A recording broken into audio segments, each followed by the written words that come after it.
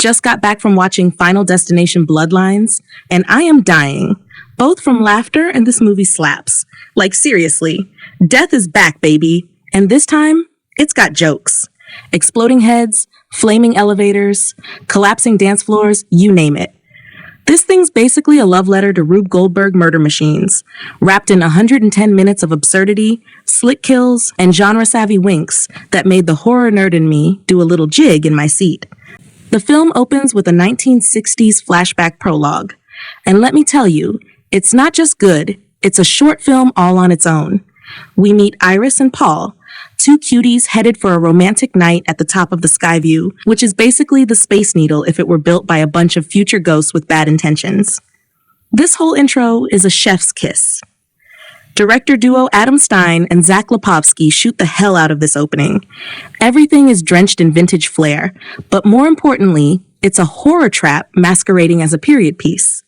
Every second is loaded with clues, hot fryers, suspicious cables, wobbly platforms, and by the time the Eiley brothers' shout starts playing, you just know bodies are about to fly. And oh boy, do they. The way it all topples like dominoes is peak Final Destination energy. It's gory, over the top, and so joyously choreographed, you can't help but cackle through the carnage. Enter Steph Lewis, Caitlin Santawana, our present-day protagonist, and get this, she's having visions of the Skyview disaster, which, to be clear, happened decades before she was even born. So yeah, we're flipping the usual I saw the future and I don't want to die format by anchoring it to the past, which is actually a fresh little twist. There's a cool mystery hook in the first act as she digs into her connection to the long-ago tragedy. But then, the movie speeds right through that setup. The why of her visions is revealed super early, and with it, some of the intrigue evaporates.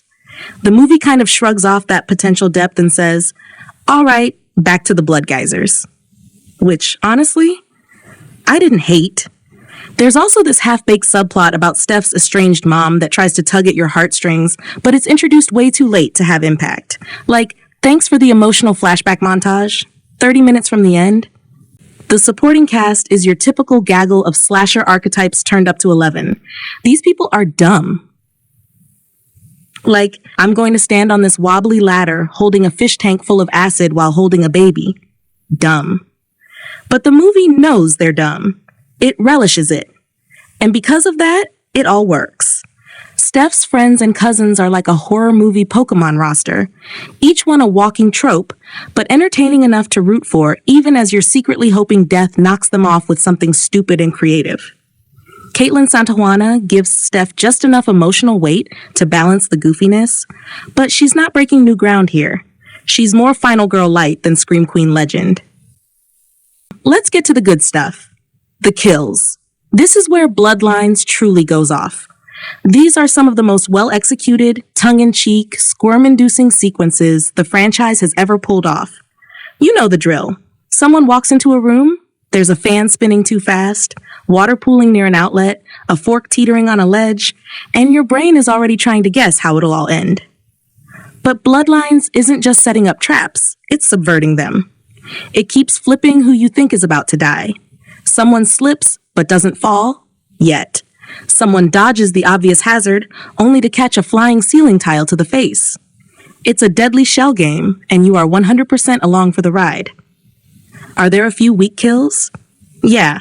One involving a tattoo parlor feels a little been there, stab that, but even the lesser ones often set up gags in the next scene, so they feel part of the joke.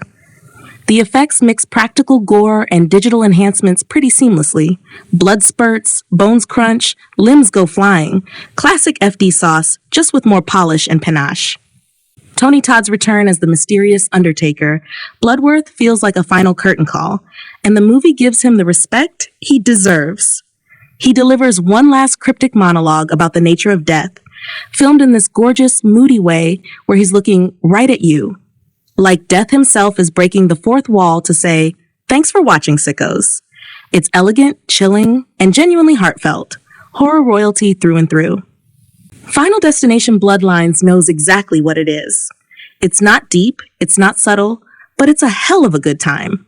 With sharp directing, killer pacing, wickedly fun deaths, and a smirk on its blood-spattered face, this movie brings the franchise roaring back to life. It honors what came before, nods to the fans, and even squeezes in a poignant goodbye to a genre icon. If you're new to Final Destination, you'll have a blast.